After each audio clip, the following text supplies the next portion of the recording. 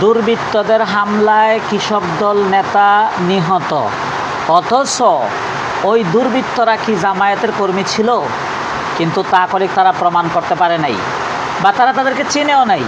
কিন্তু না চিনে না বুঝে তারা যে জামায়াতের অফিস ভাঙচুর করলো, তার মানে এই দেশে মশামাছি মরলেও জামায়াত করছে, এই দেশে মশামাছি মরলেও জামায়াত করছে। বিএনপির কোনো ছাউ কুত্তা মারা গেলেও জামায়াত করছে। এটা কি ভাই? এটা মানে এই যুক্তি দিয়া আর এই ট্যাগ দিয়া বিরোধী দলের উপরে হামলা চালানোটা হচ্ছে সরকারি দলের সবচাইতে বড় একটা কৌশল এই দেশের।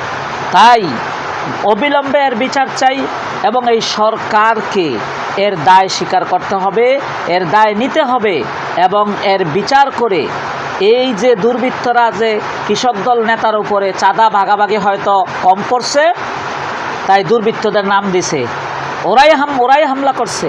কারণ আমরা একটা জিনিস বিশ্বাস করি, চাঁদা এমন একটা জিনিস, এই চাঁদা যদি কারো ভাগে কম পড়ে কেউ কাউকে মেরে ফেলতে দ্বিধাবোধ করে না।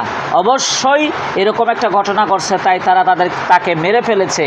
আর সেই মায়ের, সেই মৃত্যু, সেই হামলা চাপিয়ে দিয়েছে জামাতে ইসলামের ওপরে, সেই চাপিয়ে দিয়ে জামায়াতের অফিস ভাঙচুর করছে, জামায়াতের নেতাকর্মীদের উপরে অত্যাচার নির্যাতন করতেছে। আর তীব্র নিন্দা জানাচ্ছি আমরা। অবিলম্বে এই সরকারকে দায় স্বীকার করে বিচার করতে হবে।